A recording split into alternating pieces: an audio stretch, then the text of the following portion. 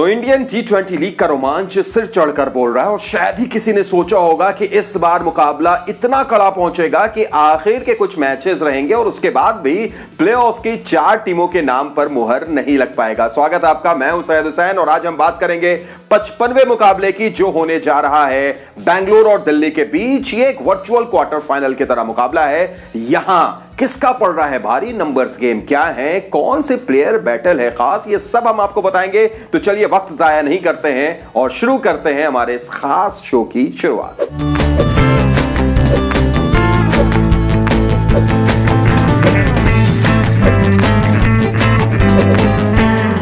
सबसे पहले बात हेड टू हेड आंकड़े की, और हेड टू हेड की अगर बात की जाए तो 2019 से अगर आप देखें तो 2019 से लेकर अब तक बैंगलोर और दिल्ली के बीच में 3 मुकाबले खेले गए हैं और इन तीनों ही मुकाबले में जीत हासिल हुई है दिल्ली की, यानी दिल्ली का पड़ रहा है भारी। दूसरी तरफ मुकाबले की अगर बात की जाए तो अबू धाबी में यह मुकाबला खेला जाना है और अबू धाबी के मैदान की अगर बात करें तो यहां पर एवरेज फर्स्ट इनिंग स्कोर अब धीरे धीरे पहुंच चुका है 164 पर। इतना ही नहीं, चेजिंग रिकॉर्ड अगर आप देखें तो चेस करती हुई टीम भी यहां ज्यादा सफल होती हुई नजर आ रही है। जी हां, पिछले 5 मुकाबलों की अगर बात की जाए तो 4 बार उस टीम ने मुकाबला जीता है जिसने चेस किया है, यानी लक्ष्य का पीछा किया है। पर एक आंकड़ा ऐसा है जो देखकर बैंगलोर के फैंस खुश होंगे और दिल्ली थोड़ा सा अपने आप को डर रही होगी। उसकी वजह यह है कि दिल्ली ने इस सीजन में अबू धाबी में जितने भी मुकाबले खेले हैं उनके हाथों हार लगी है। तो क्या पलड़ा पलटेगा, क्या दिल्ली बाजी मारेगी, देखना दिलचस्प होगा। चलिए आगे बढ़ते हैं और अब बात कर लेते हैं नंबर्स गेम की।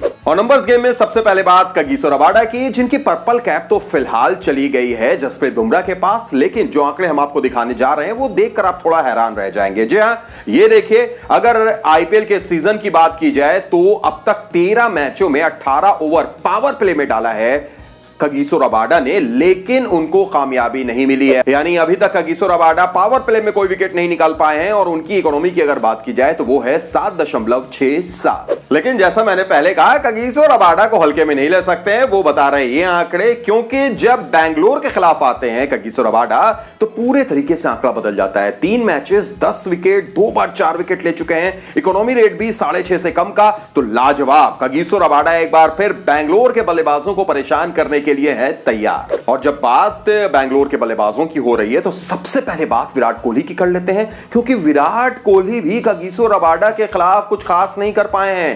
आंकड़े आप देख लीजिए, अब तक 2 बार कगिसो रबाडा ने पवेलियन का रास्ता दिखाया विराट कोहली को और उनके खिलाफ कोहली ने बनाए हैं सिर्फ 13 रन। लेकिन विराट कोहली जब दिल्ली के खिलाफ खेलते हैं तो यह आंकड़ा पूरे तरीके से बदल जाता है। अगर कगिसो रबाडा ने उन्हें आउट नहीं किया तो क्या हो सकता है, बता रहे हैं आंकड़े। 21 पारी, 868 रन, 8 50s, जबरदस्त बल्लेबाजी करते हैं विराट कोहली। और भला हो भी क्यों ना, दिल्ली के ही रहने वाले हैं विराट कोहली, और जब उनके सामने आते हैं दिल्ली के गेंदबाज तो ऐसा लगता है कि विराट कोहली कोई कसर निकालना चाहते हैं। दूसरी तरफ एबीडी यानी मिस्टर 360 की बात की जाए तो उनका भी रिकॉर्ड दिल्ली के खिलाफ बहुत ज्यादा खतरनाक है। देख लीजिए आंकड़े, 4 अर्धशतक लगा चुके हैं दिल्ली के खिलाफ, औसत भी उनकी 54 से ज्यादा है। और इस तरीके के आंकड़े देखने के बाद दिल्ली यही सोचेगी कि भाई कोहली और एबीडी को जल्द से जल्द लौटाया जाए पवेलियन।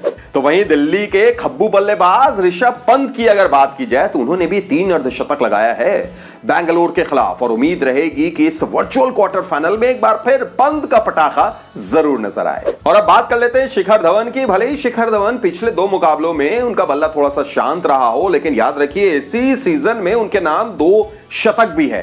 पर शिखर धवन जब युजवेंद्र चहल के खिलाफ खेलते हैं तो आंकड़ा बदल जाता है। देख लीजिए, 8 पारी खेली अभी तक शिखर धवन ने युजवेंद्र चहल के नाम, लेकिन चहल यहां पर 3 बार शिखर धवन को आउट कर चुके हैं और रन उनके खिलाफ बनाया है सिर्फ 59 रन 51 गेंदों पर। तो धवन को थोड़ा बचकर रहना होगा चहल से। और अब बात कर लेते हैं प्लेइंग 11 की, कौन से वो 11 खिलाड़ी हो सकते हैं जिस मुकाबले में नजर आए। पहले बात बैंगलोर की, और बैंगलोर की बात की जाए तो एरन फिंच की जगह जोशुआ फिलिपे को लगातार पिछले कुछ मैचों से खिलाया जा रहा है, लेकिन क्या इस बार भी वो जगह बना पाएंगे? हमें तो लगता है कि वो जगह जरूर बना लेंगे, क्योंकि पिछले दोनों पारियों में उन्होंने 30 से ज्यादा का स्कोर किया है। दूसरी तरफ एक जो चेंज हो सकता है, जो हमारा अनुमान है, तो वो ये है कि शायद शिवम दुबे को एक मौका दोबारा मिल सकता है गुरकुरत सिंह की जगह, क्योंकि शिवम दुबे अगर आते हैं तो वो गेंदबाजी भी कर सकते हैं। इसके अलावा मुझे नहीं लगता है कि इस टीम में कोई और चेंज दिख सकता है। और चलिए अब बात कर लेते हैं दिल्ली के उन 11 खिलाड़ियों की जो इस मैच में शामिल हो सकते हैं।